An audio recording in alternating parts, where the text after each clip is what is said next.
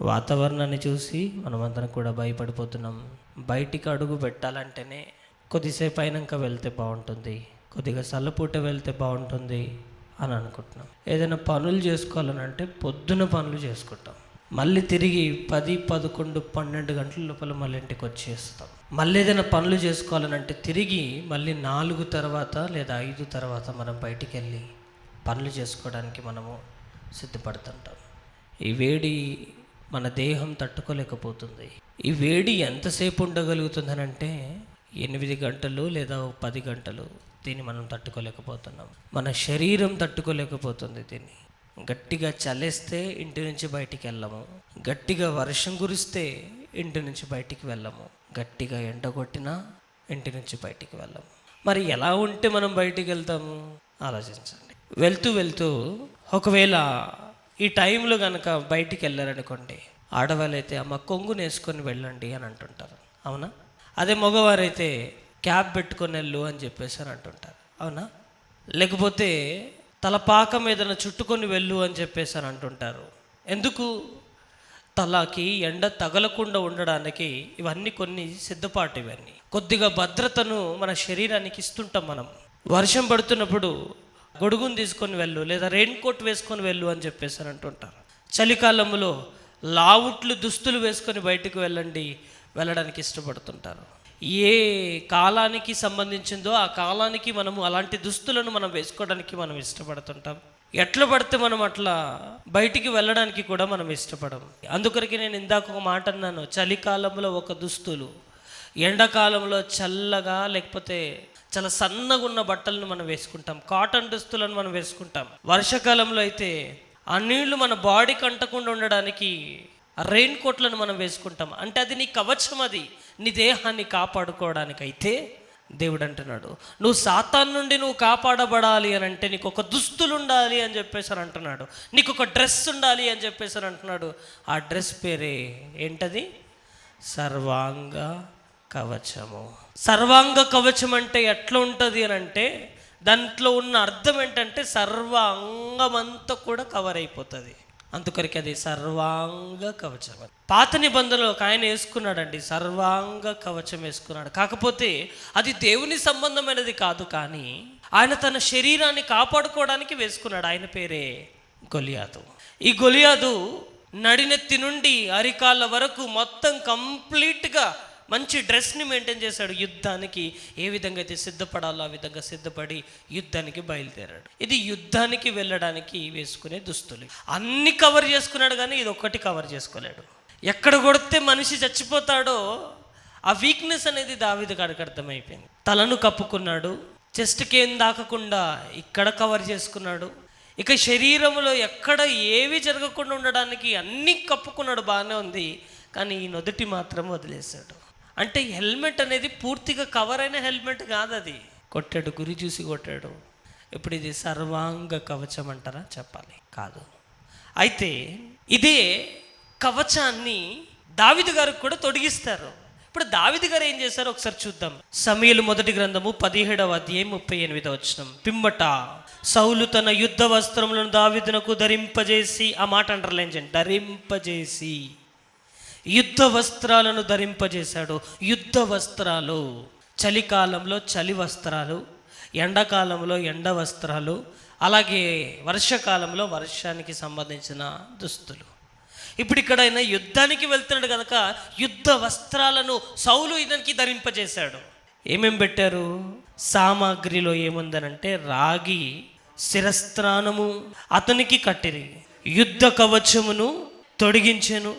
ఈ సామాగ్రి దావీదునకు వాడుక లేదు గనక తాను తొడిగిన వాటిపైన కత్తి కట్టుకొని వెళ్ళగలిగినది లేనిది చూచుకున్న తర్వాత దావీదు, ఇవి నాకు వాడుక లేదు, వీటితో నేను వెళ్ళలేనని సౌలుతో చెప్పి వాటిని తీసివేసేను.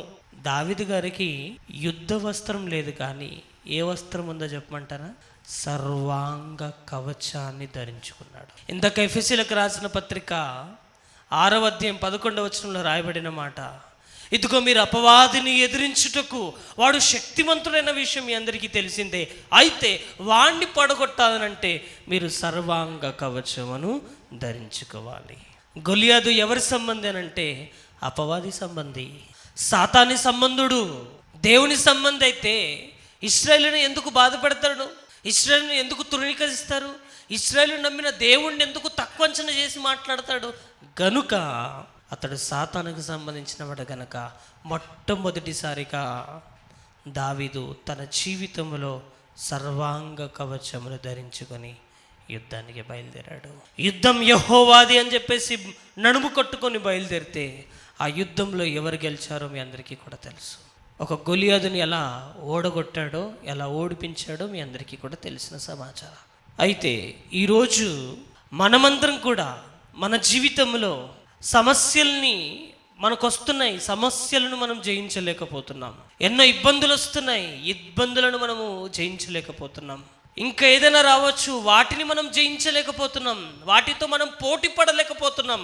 భయం అంట మనం చూసి పారిపోవాలి. అట్లా ఉందా చెప్పండి? భయాన్ని చూసి మనం పారిపోతున్నామేమో ఒకసారి ఆలోచించండి. భయం మనం చూసి పారిపోవాలి. దావీదును చూసి వీడు చిన్నవాడు అని చెప్పేసి దావీదు గొలియాదు అనుకున్నాడు. కానీ తర్వాత అర్థమైంది చిన్నవాడు కాదని. మొత్తం ఫిలిస్తీన్లందరూ కూడా పారిపోయేటట్టుగా చేశాడు. చూడండి, ప్రతి సమస్య నుంచి మనిషి పోరాడాలి. ఈ భూమి మీద బ్రతుకుతున్న ప్రతి ఒక్కరికి ఏదో ఒక సమస్య అనేది ఖచ్చితంగా ఉండి ఉంటుంది. నాకు సమస్య లేదు అని చెప్పేవాడు ఎవరు లేరు. ఖచ్చితంగా సమస్య ఉంటుంది. కానీ ఆ సమస్య నుంచి పోరాడడానికే మనిషి జీవితం.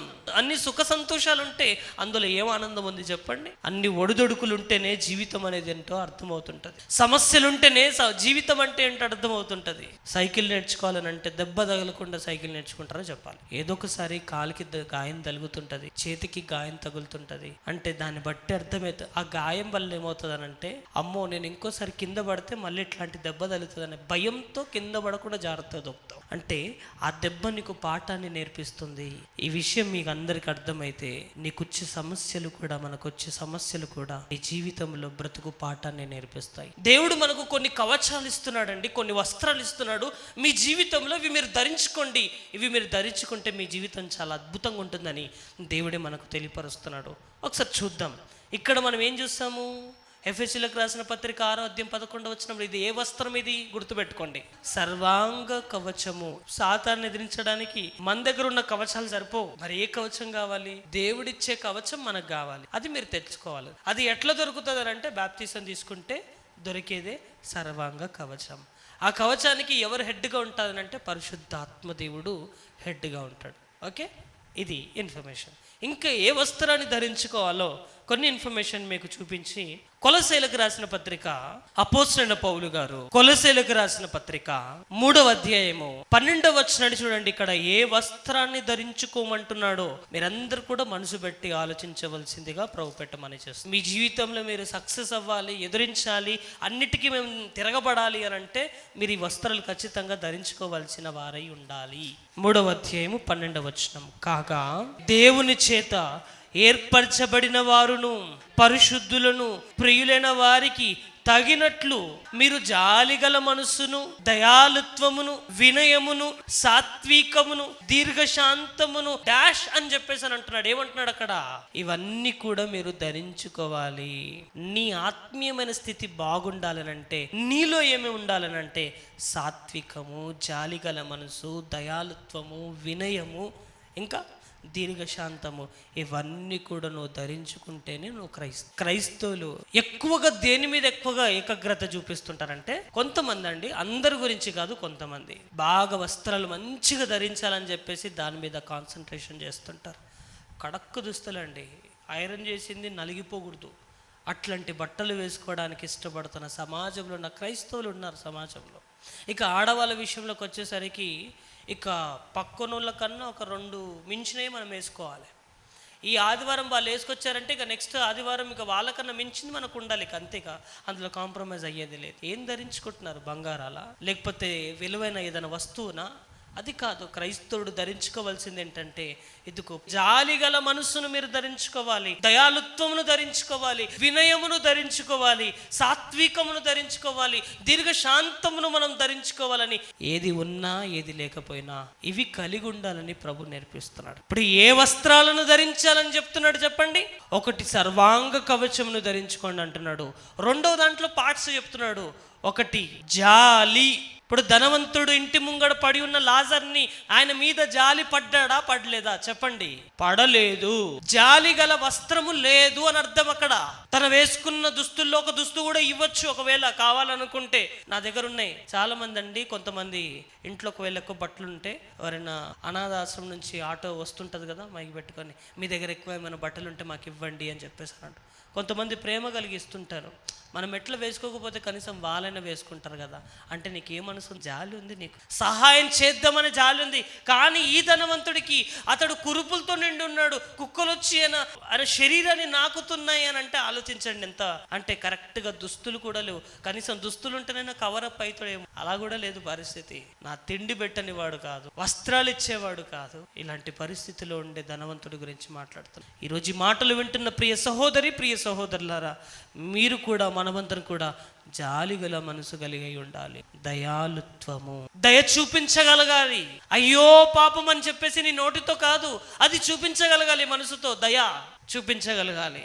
వినయం వినగలగాలి. ప్రతి ఒక్కరి మాటను మనం వినాలి. మంచోడి మాటను వినాలి, చెడ్డోడి మాటను మనం వినాలి. కానీ ఏది న్యాయం అనిపిస్తుందో అది మనం ముందుకు వెళ్ళిపోవాలి. వినయంతో ఉండగలగాలి. అలాగే సాత్వికం ఉండాలి, దీర్ఘశాంతం ఉండాలి. ఇవన్నీ వస్త్రాలు ఎవరిలో కనబడతాయో తెలుసా అండి? మనందరికీ రక్షకుడైన యేసుక్రీస్తు వారిలో ఈ వస్త్రాలన్నీ కనబడతాయండి.